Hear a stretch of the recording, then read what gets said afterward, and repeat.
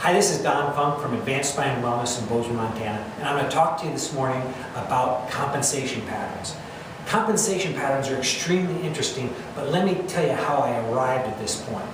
Several years ago, I got so burnt out on human chiropractic that I just wanted to do animal chiropractic. So I went and I got my certification in equine chiropractic and canine chiropractic.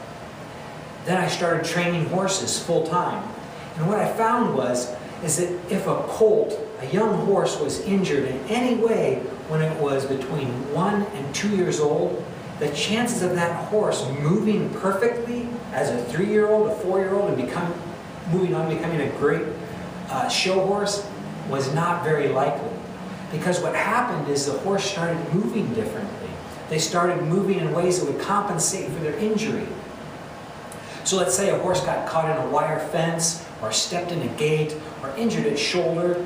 Well, that didn't move quite correctly anymore, and it either took a tremendous amount of training or to get that horse fixed in the first 60 days after the injury, or chances are that horse would learn to move in ways that would not allow it to work at its optimum. So that's where this compensation pattern idea got into my head. Other people have been talking about it for a while, but that's how it got into my head. And that's what reignited my passion for human chiropractic. I could finally understand how could somebody that, all the neurological tests and the orthopedic tests were normal, how could they still have pain? Well, the problem was that their body adapted to previous injuries. Sometimes it was something as simple as twisting an ankle or a sprain. I had a patient the other day who had a motorcycle accident back in 1975, and his left leg never quite recovered the balance, strength, and coordination that his right leg did. Because of that, this gentleman didn't walk with a limp. He walked perfectly fine.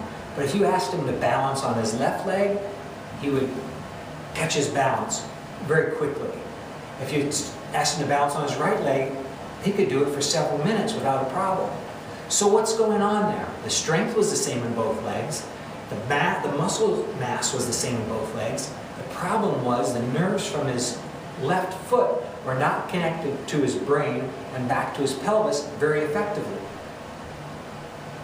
So what we need to do in that situation is help the body overcome that compensation pattern. We need to improve the neurological function in that foot and that ankle and that pelvis so that they fire synchronously. Because most of us, we aren't so weak that we have muscle problems and back pain and neck pain. The problem is that the muscles aren't firing in the right order and the right sequence. My job is to make sure that the joints function properly, because the function of the muscles depend on the integrity of the joints. So first we have to make sure the joints work properly. Then we can make sure the muscles fire properly.